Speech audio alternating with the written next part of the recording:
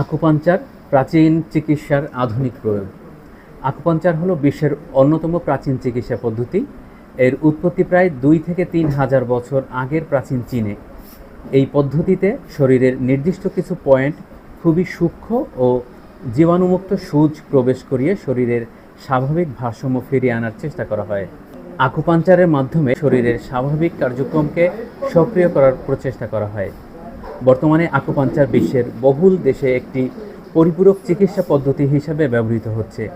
বিশেষ করে দীর্ঘদিনের কোমর ব্যথা, ঘাড় ও কাঁধের ব্যথা, হাঁটুর ব্যথা, মাথা ব্যথা, মাইগ্রেন, কিছু ধরনের জয়েন্টের ব্যথা এবং অস্ত্রোপচারের পর কিছু ক্ষেত্রে ব্যথা কমাতে এটি উপকারী হতে পারে। এছাড়াও কিছু মানুষের ক্ষেত্রে মানসিক চাপ কমানো, ঘুমের মান উন্নয়ন করা এবং বমি বমি ভাব কমাতে এটি সহায়ক হতে পারে।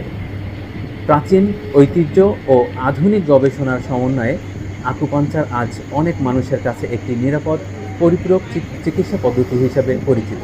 এই পেশেন্টটা মূলত পিএলআইডির পেশেন্ট, লাম্বার স্পন্ডালাইটিস,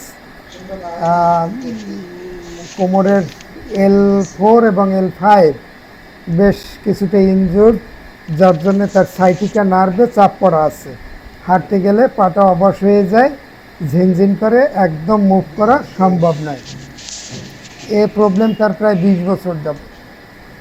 আমরা অ্যালোপ্যাথি ওষুধ শেষ, হোমিওপ্যাথিতেও ভালো কোনো রেজাল্ট পাই নাই। এবারে আমরা আকুপাঞ্চার ট্রিটমেন্টটা দিচ্ছি। ওনার আকুপাঞ্চার পয়েন্টগুলো হলো BL23, BL25, BL40, BL60, GB3, GB4 এবং K1, KI3। মাসের ভিতরে আপনাদের আপডেট জানাবো আকুপাঞ্চারে এই পেশেন্টের কী হয়।